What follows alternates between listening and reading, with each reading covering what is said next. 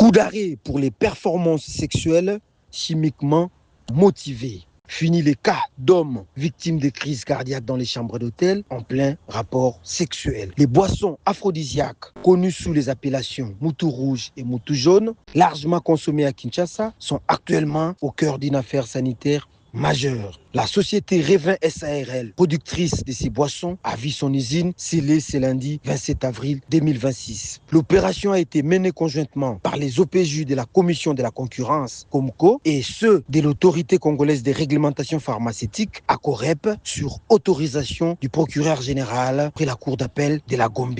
En cause, un surdosage en sildenafil, une substance chimique connue pour ses effets sur la performance sexuelle, mais pouvant également entraîner des complications graves, notamment au niveau de la tension artérielle. Selon John Saya, OPJ au sein de la COMCO, cette décision fait suite à plus d'une année d'enquête approfondie et d'analyse en laboratoire. Il a précisé que plusieurs tentatives de mise en conformité adressées à la société Revin SARL sont restées sans réponse. La commission de la concurrence, COMCO, en sigle, s'occupe de la protection des consommateurs et de la concurrence.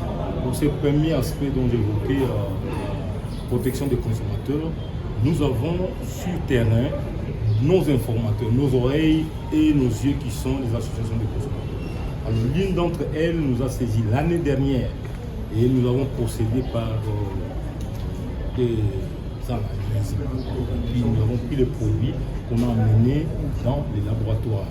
Et en amenant dans les laboratoires, il a été découvert dans ces produits-là un produit nocif, le sildenafil, qui est un produit, quand il est utilisé à des fins, comme vous savez, c'est pour booster l'érection masculine, et c'est comme ça que ça crée de nombreux problèmes de santé aux gens.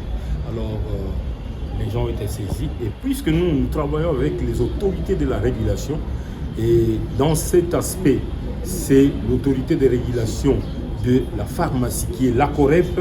Nous avons fait venir l'ACOREP d'ailleurs à son sein aussi. Une analyse avait été faite, donc voilà pourquoi nous sommes venus ici. De toute façon, par le passé, nous avons envoyé des gens ici, mais ce sont des gens qui ne veulent pas coopérer, qui se comportent comme en terrain conquis. Et pour votre gouverne, je vous dirais que ces produits avaient déjà été interdits dans les pays limitrophes de la RDC.